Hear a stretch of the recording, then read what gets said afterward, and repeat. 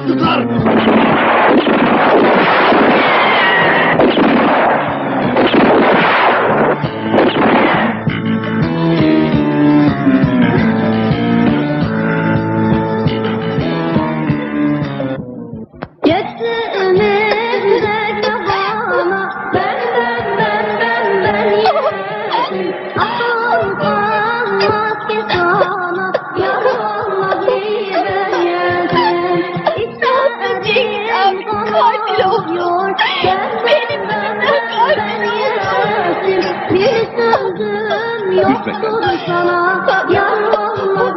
İnsanın ağzına kızılar.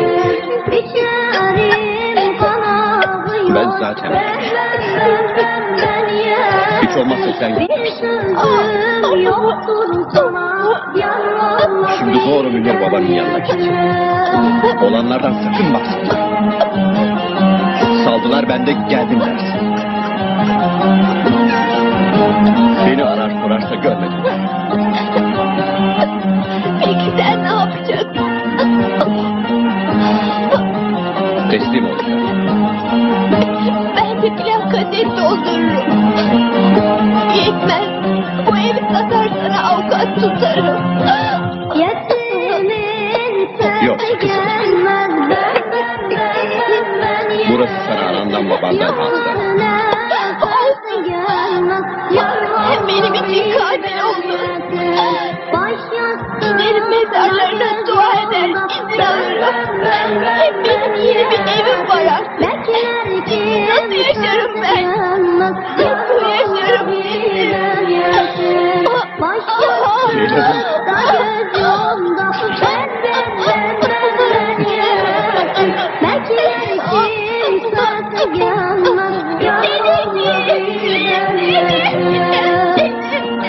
Leyla!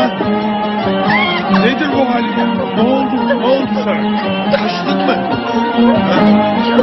Çok kötü şeyler oldu. Evet. Cengiz abi eve geldi. Yavaş. Telaşlanma yavrum. Nefes al. Gel.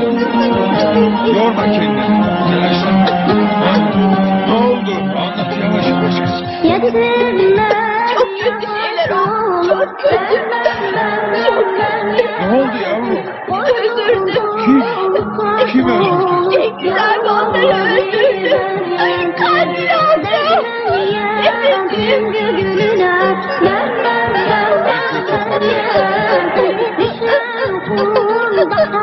Zavallı be. Garibim mi?